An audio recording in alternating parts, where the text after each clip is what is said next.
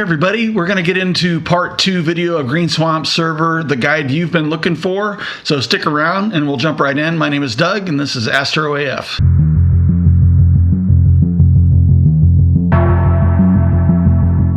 The overview for this video is we're going to look at parking and we're going to look at setting limits in Green Swamp Server. Those are the two most important things I think to start out with. Then after that, we'll go ahead and test those limits and make sure that they're working as expected. If so, we'll see if we can set up and do a Meridian Flip simulation and make sure that Meridian Flips are working. And then if all goes well, continue, and the weather is still holding out, then I want to head over into PHD2 and go ahead and do configuration in there with a calibration, a guiding assistant, and maybe even a Meridian Flip calibration. Let's jump on over into the Windows PC on the telescope and we'll go ahead and get started here. Got some pretty decent weather tonight and I think we can get a lot done. All right, I have NINA fired up and I have GSS, which opens automatically in the background when you connect. And so I've got the UI here. And you'll notice that I'm in a park position here, which is horizontal. And if we look over at my video of my telescope, you'll see it's also actually in the horizontal park position. And so that was synced by my home button here. So if I unpark, tracking off, and then I go to the home position. Now this is not parking. This is just slewing to slewing home. So we can watch both the 3D representation and the telescope moving into the home position, which for me is my north celestial pole position. Then my NCP position also happens to be my default park position. Okay. I do want to make a distinction though, that home is not a park position. Home is a slewing position where you want to just take your telescope to as kind of like your main place. It's where I start. It's where, I want to go home, but not park, so I can do a 3-point polar line. I want to go home because I'm going to make a change to my sequence. Whatever your use case may be, that's what home is. So in order to set your home position, for me, I go out and I level and align the telescope and get the setting circles all zeroed out for the RA and deck. And once I'm right where I want to be, then I'll come to the resync button here. I'll select the home position and I'll accept it. Synced. And so now home is synchronized with the actual position of my telescope. So I can slew away from that.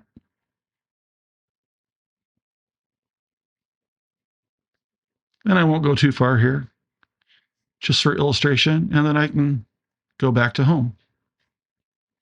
Slewing home. And again, I'm not parking. I'm just going to that position. Home. So the next thing I'd like to show you is setting up the park positions. So for me, I've got 2 park positions. I've got default and horizontal. External here is NINA.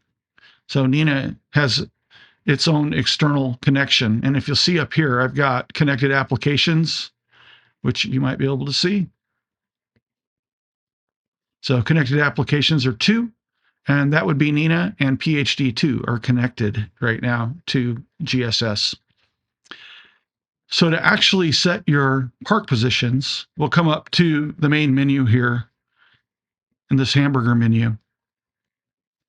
And down here on the bottom right, we have park positions. And within this drop down, I have the ones that I've already created. So I've got my default and my horizontal.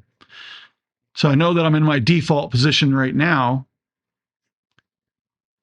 So once I created that and my telescope was in the position, I could click the set button. Park set.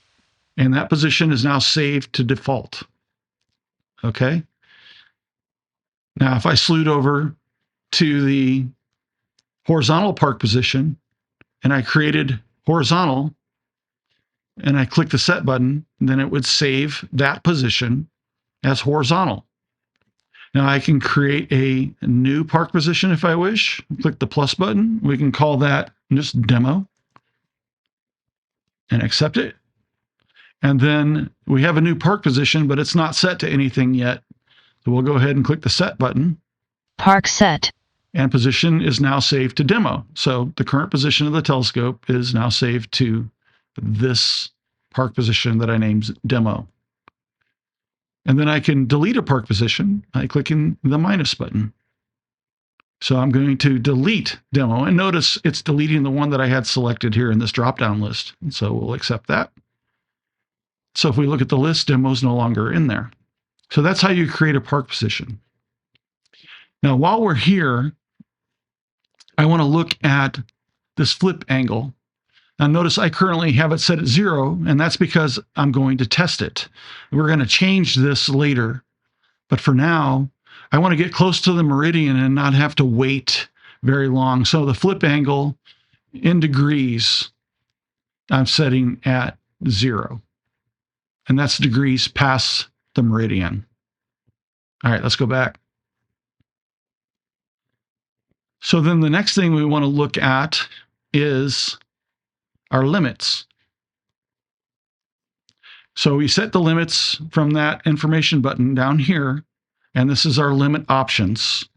Now, I currently have this set at 1, which is degrees past the meridian, and 1 equals about 4 minutes in time past the meridian.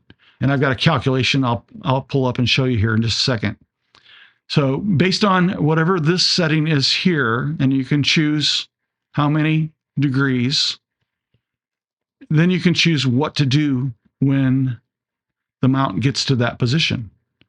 So you can do nothing and it won't do anything. You can turn off tracking, or in my case, I have it set to park the scope. And the reason I have this is that this is my fallback. If everything else goes wrong, I want GSS to just stop everything, put the scope into the default park position, and keep it from crashing into my tripod. All right, that's the purpose of this. On horizon, so in the morning, after I've imaged, I've set this at 20 degrees, and I don't want it to go any lower than that. So this is the tracking level degrees. So that limit, you can do nothing. You can turn off tracking, which is what I've elected, or you can park, and you would again choose what park position you want to park to if you chose park. For me, I just wanted to turn off tracking. I may be finishing up the last image of a night in a session. This occurred prior to NINA finishing the sequence. NINA is going to take care of parking the telescope for me. But in case something goes wrong, I just want it to stop, and then I can pick it up in the morning without having had any crash. So then if we go now over into NINA, we'll take a look at that. So we're currently home, but not parked. I'm going to go ahead and park into the default position. Slew parked. And I'm just doing this so that we're absolutely sure. So now when we go over to NINA, we can go to the equipment tab and scope. And in the lower right, we have an unparked. So it is showing us that we are parked right now. So it picked that up. So we're going to click unpark.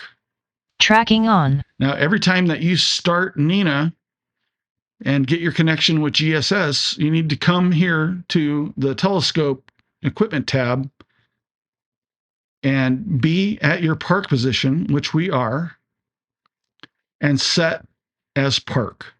Park set. Okay, so now NINA knows that this is the park position. So when you click on the park button, it's going to go to this current position that you're in. Now also notice we have a home button available to us here. This will allow us to slew to home. So here from NINA, now that I'm connected, I can slew Tracking the off. RA. And as you can see, the telescope moving. All right. And Tracking then from on. here, I can just go back to my Tracking. home, Slewing home. which is super convenient. No more flipping back in between EQ mod and working with that control there. So I really like having that home button. Home. So we're not parked. Then I want to go to the options and imaging tab, which we're on. So my Meridian Flip settings are minutes after the meridian is 5 minutes, and max minutes after the meridian is 10 minutes. And I do this because I generally will take 10-minute exposures, and that way, if I have an image that starts, right at the or just before the meridian, I'll be able to finish that before it does a flip. So I want to coordinate this so that the GSS fallback is greater than 10 minutes. So let's have a real quick look at the formula on this so we can determine what it is. Degrees equal minutes times 15 divided by 60. We can say 4 minutes times 15 divided by 60. So that's 1 degree. Okay, so we're looking for 10. That's 2.5 degrees. All right, so that 2.5 is what we want to set in GSS. The thing about GSS, though, here that you'll notice, it doesn't give us any 2.5. So I'm just going to choose 3. 12 times 15 divided by 60. All right, so that's 3. So that's 12 minutes. So that'll be plenty. So that's 2 minutes past the deadline for NINA. All right, so I'll leave that at 3. So right now, my limit is set where I want it. It falls back to this if something happens in NINA and it doesn't flip for some reason. GSS will take over and make sure that we do. And that'll be about, 12 minutes or 13 minutes after the meridian is hit. And I have about, probably 30 minutes before I actually have a crash after the meridian where I would just start touching. So, and I have that set up that way so that I have time to run out to the scope if there's like a worst case scenario or something like that. Let's go back over to settings, and then up here at the top, the flip angle in degrees.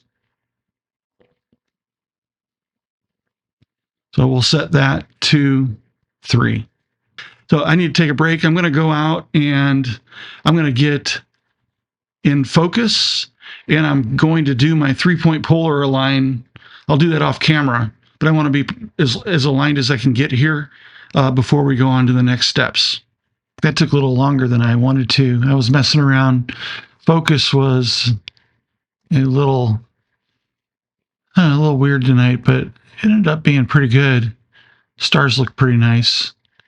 And I guess scene it isn't perfect. It's pretty good, but yeah. Anyway, I was just messing around a lot with the focus and then alignment, and then during the 3-point polar alignment, I actually ended up making some tweaks here. So on my limits, I ended up setting my tracking limit here to 10 for both the meridian and the horizon.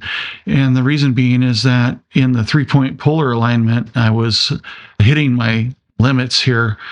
And I went through about 4 different rounds of 3-point polar alignment and got that dialed in. And it seems to be working pretty good now. So what I've done, I'm not sure on timing, I'm going to start a sequence, and I just pulled up a arbitrary target from the Sky Atlas here of what I could find that was closest to coming across the meridian. And I don't think there's anything closer. No. So I've got it loaded up in a sequence. We'll go to the sequencer. And I was just going to go ahead and start this off and see how much time we have until we hit the meridian. And I'll just do an imaging session on it. And we'll test this meridian limit.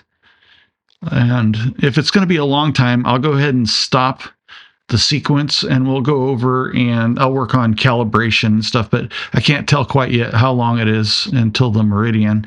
Looking back over on GSS, it looks like it's about 21 minutes or so.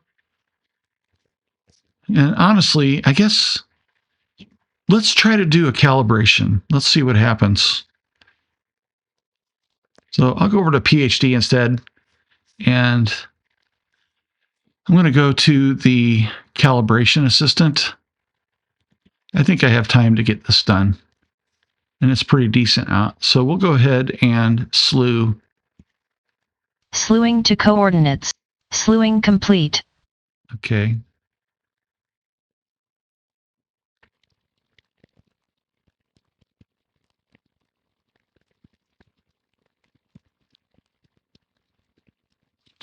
All right, so that was good.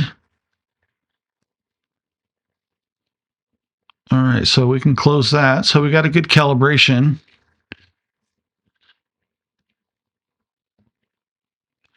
Let's review calibration data.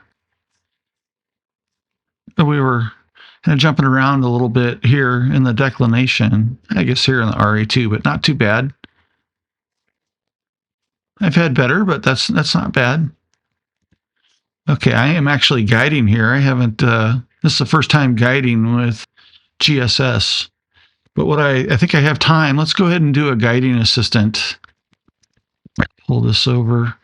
So I want to do this for 638 seconds. So it's going to be about 10 minutes plus a little bit of extra time for the declination. So I'm going to let this run out, and then I'll be back once the guiding assistant completes, and we'll take a look at the results on that. Okay, this is nearing completion here. I think I've had better. It's not too bad though. I mean, 0.95 pixels. So I'm going to go ahead and, as always, I just apply all the recommendations, and we'll go with that. I'm going to go and start this sequence and see where we're at for Meridian Flip. If I missed Slewing to coordinates. Looks like I missed it. Yeah, we're going to the wrong side of the pier. Pier east. All right, I need to choose a different. Let's cancel. And let's see if we can find a different target. Basically, I'm searching at Slewing complete. altitude of 80 degrees, ascending, visible for at least 1 hour. Let's see if we got anything that's close. No, that's no good. Oh, there we go. What is that one? Oh yeah, it's past. Not really. Okay, let's go over to the framing assistant. And so if we slew and center. Slewing complete. All right, let's see what that looks like. I'm going to send that to the sequence, update existing target in sequencer. And then if we start that,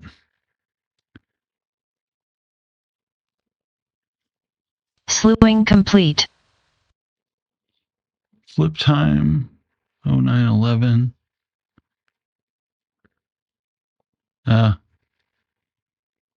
Let's see.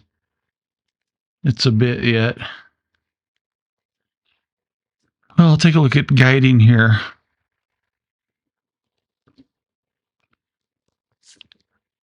Looks like it's pretty darn good.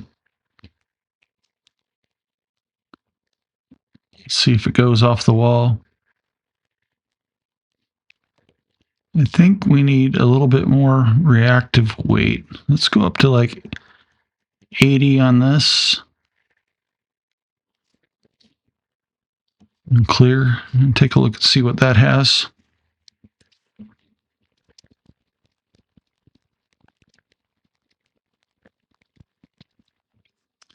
Maybe a little less. I don't know if it's settled down a little bit, but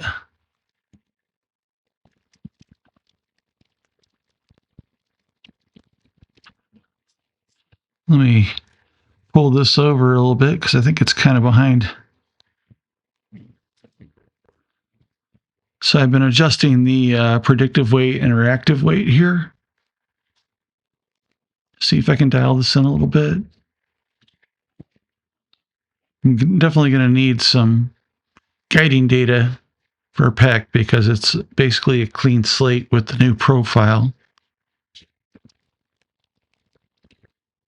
This is actually kind of decent for initial setup. So let's see what it's doing. It seems like it's reacting pretty good. That might have been a period error right there. I'm not sure. So how did those look?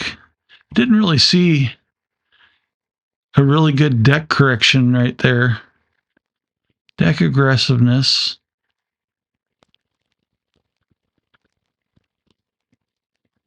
Got a little worse. So reactive weight. I'll bring this predictive up to 80. See what that does. Go ahead and clear so we can see it.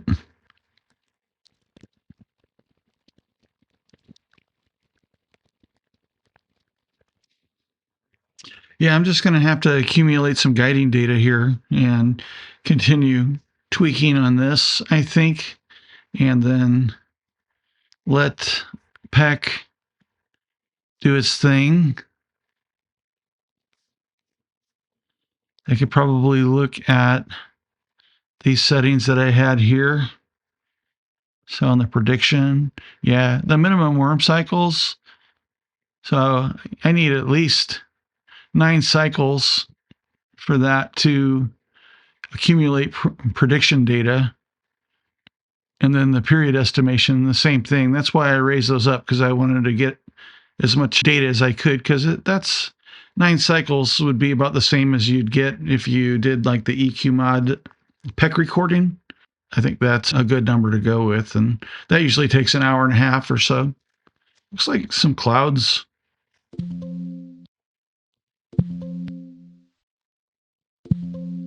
We're supposed to get clouds coming in tonight. I think this session's probably just about over. I really did want to be able to test a Meridian Flip, though. If I could find something that wouldn't take forever to flip. Yeah, I think I'll leave these settings alone for now. Guess this is running. We got an image. Yeah, 1.54 total so far. So that's higher than I'd like. I'd like to see this down in the 0.8 or below if I can get it there. That's just going to take some time to keep working on it. We'll see how that goes. I think I'm going to let this run. It seems like the Meridian. Let's see if I look at the sequence. Flip time is a little after midnight, 8 minutes after midnight. It's an hour and 15 minutes away.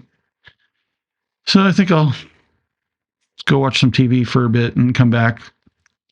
Okay, so I was just a little bit late getting back, but the Meridian Flip started and seems to be going okay. We're back into the start guiding.